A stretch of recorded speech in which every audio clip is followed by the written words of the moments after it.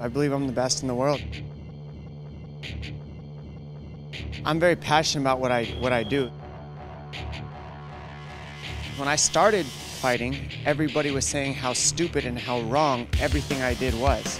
So I just kept doing me, kept doing what I was doing, and as I won championships, people said, well, maybe there's something to this. UFC 178 marks the return of the highly skilled former UFC and WEC bantamweight champion Dominick Cruz after a near 3-year layoff. The potential future Hall of Famer emerged on the mixed martial arts scene as a lightweight, fighting for the Arizona-based Rage in the Cage promotion, an organization that has showcased numerous future UFC stars and champions, including Rico Rodriguez, Dan Severn, and Jamie Varner, to name a few. A wrestler by trade, the now 29-year-old would amass an impressive 9-0 record before signing with the respected World Extreme Cage Fighting promotion. In his debut for the company, Cruz would challenge the ultra-dangerous Uriah Faber for the featherweight championship of the world.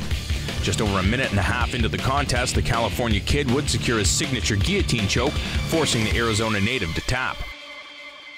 That loss would be the last of his career thus far. Only 2 fights later, Cruz would drop down to his natural fighting weight of 135 pounds and emerge as one of the sport's premier competitors. The well-rounded athlete would go on to capture the WEC bantamweight title after dispatching Brian Bowles in Columbus, Ohio.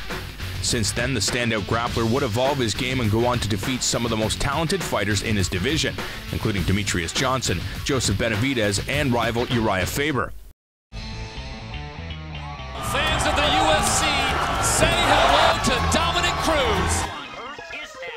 Cruz dazzles with his sensational footwork and timing, an attribute that seems to confuse his adversaries.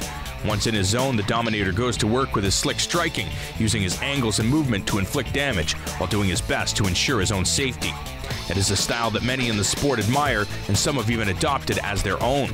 Injuries have prevented the outspoken fighter from competing since 2011, but fans should expect an even further evolved former champion, who, if he can remain healthy, could find himself battling for UFC gold once again.